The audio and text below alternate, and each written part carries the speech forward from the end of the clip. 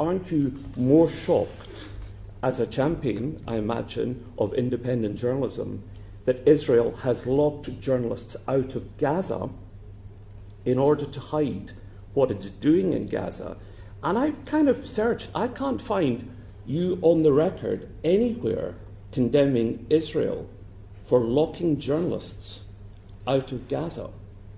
I did a number of speeches, John, and you're free to read them all, about how journalists are treated across the world. Yeah, but in Gaza. And including referring to the high number of deaths that have taken place in Israel and Gaza, and always happy to support journalists. So just to get it on the record, you share my shock at the fact that Israel is locking journalists, including BBC journalists, out of Gaza.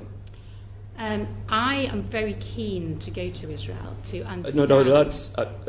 This is really a very simple question to answer. It's not a question of you having to be on the ground in Israel. You don't have to go to Israel to have a belief in the principle of independent journalism. You can't visit every country in the world to do an on-the-ground report as Secretary of State. This is a matter of principle.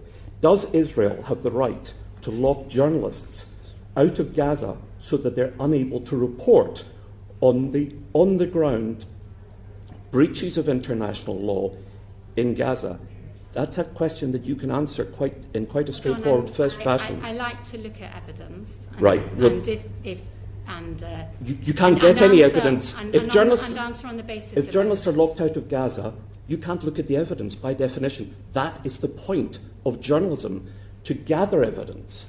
You can't see the evidence because journalists are locked out of Gaza. Very clear in my engagements with news operators and in a number of speeches that I've made about the importance of the freedom to report, the difficulty in reporting in war zones. And I'm very keen, John, very keen to ensure that wherever people are in the world, that they have the freedom to report. And I will always stand up. You're constructing a variety of Secretary of State. You're conducting those who are unable to do that. Yes, you're constructing a variety of sentences to avoid saying something. Because I would like to, if you're putting something to me, yes, it's my job to assess the evidence. That is not a matter on which I have assessed the evidence, but I would be very interested to do so.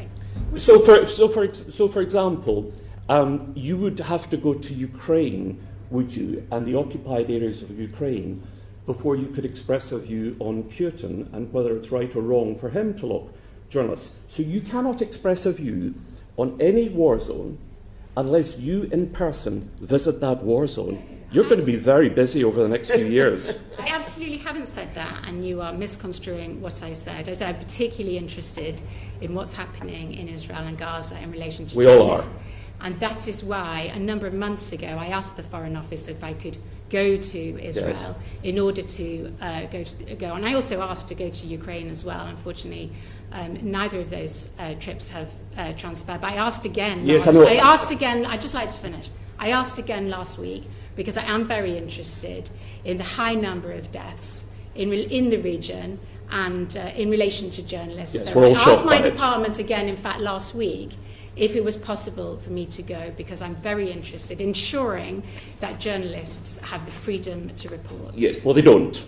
And they don't. And the committee will note that you've been given more than 5 minutes to express a view on whether Israel should lock journalists out of Gaza, and you're choosing not to answer that question. If that is the case, it is wrong, but I would like to look at the evidence. I think Susanna... wait a second.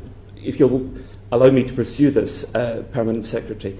If that is the case, are you saying that all these months into this war, and you don't know definitively whether journalists are locked out? It's not a question of if it's the case. You only have to talk to the BBC at one of your meetings with them, and the BBC Middle East editor will confirm with you that it is the case the BBC are locked out. So it's not a question of if. Let me move on. I just wanted to say, for the record, I was at the same meeting with the Secretary of State with the BBC, and I recollect we covered a range of topics, including their digital investment, a whole load of things that they're doing now.